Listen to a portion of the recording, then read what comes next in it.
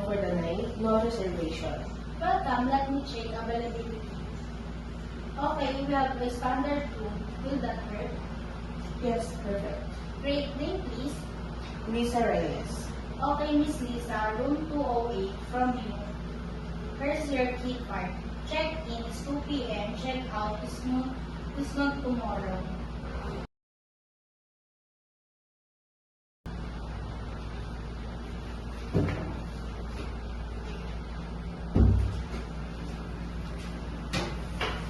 Excuse me, there seems to be a problem with the room.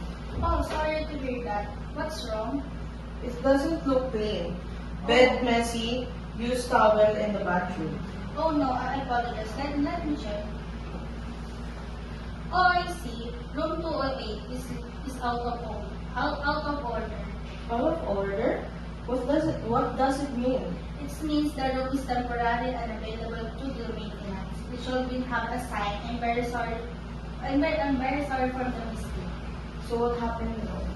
Just a moment. Hello, Jane.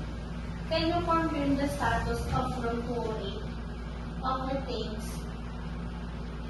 Miss Reyes, Jane confirms is out of order because of the broken air conditioner. I understand. Again, I'm very sorry. Let me find you another room. Okay. I switch you to the room 315. It's also standard room, and it's been verified as a vacant and ready. Vacant and ready?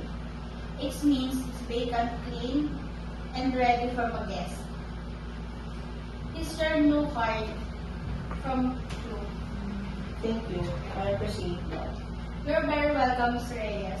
Please let us know. Please let us know if there's anything else we can do for you. I will. Thanks for fixing it.